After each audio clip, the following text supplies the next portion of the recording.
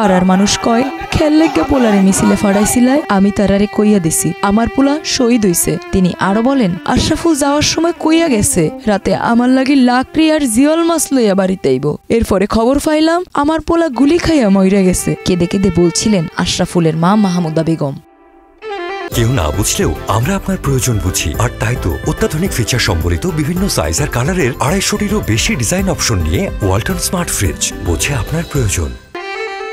ভাই বোনের লেখাপড়া, চিকিৎসা ও সংসার চালানোর সমস্ত দায়িত্ব ছিল 13 বছরের কিশোর আশরাফুলের কাঁধে। বাবার দ্বিতীয় বিয়ের পর বই খাতা ছেড়ে হাতে তুলে নেন হাতুড়ি বাটাল, কাজ শুরু করেন কাঠমিস্ত্রির সহযোগী হিসেবে। বানিয়াচংয়ের জ্ঞানিংগঞ্জ বাজারে একটি ফার্নিচারের দোকানে তার মাসিক বেতন ছিল 12,000 টাকা। এই টাকাতেই চলত তাদের গোটা সংসার। বৈষম্য বিরোধী আন্দোলনে দেশ যখন উত্তাল, মানুষের মুখে মুখে শুনে ও টেলিভিশন দেখে জানতে পারে আশরাফুল যখন বৈষম্য নিরসনের দাবিতে তরুণ ছাত্ররা রাজপথে প্রাণ দিচ্ছে, তখন আর বসে থাকতে পারেননি আশরাফুল। হাতুড়ি বাটাল রেখে অন্যদের সঙ্গে নেমে পড়েছিলেন আন্দোলনে। আরিফ নামে এক বন্ধু মিছিল থেকে ফেরত আসার অনুরোধ করেছিল তাকে, কিন্তু আশরাফুল রাজপথ থেকে ফেরেননি।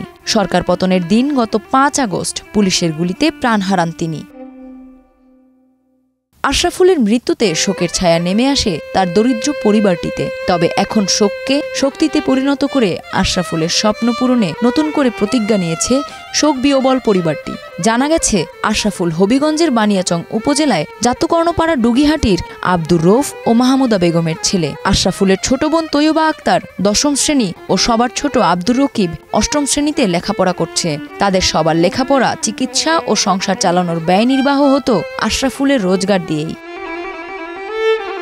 আশরাফুলের মা মাহমুদা বেগম জানান, আশরাফুল প্রতিদিন সকালে কাজে গিয়ে রাতে বাড়ি ফিরত। গত 5 আগস্ট রোজকার মতন তিনি বের হয়েছিলেন। পরে কর্মস্থল থেকে বন্ধুদের সঙ্গে বৈষম্য বিরোধী ছাত্র জনতার মিছিলে যোগ দেন। এরপর গুলিতে তার মৃত্যু হয়। আশরাফুলের বাবা দ্বিতীয় সংসার করছেন। তার পক্ষে সবার ব্যয় নির্বাহ করা সম্ভব হচ্ছে না বলেই অপরিণত বয়সের আশরাফুলেরই শ্রমে ঘামে তার 5 ভাই বোনকে আগলে রাখতে হয়েছিল। তার চলে যাওয়ার পর 5 ভাই বোনের লেখাপড়া অনিশ্চিত হয়ে পড়েছে। মাহমুদা বেগম তার ছেলের হত্যাকাণ্ডের বিচার ও তাকে শহীদের মর্যাদা দিতে সরকারের প্রতি অনুরোধ জানান।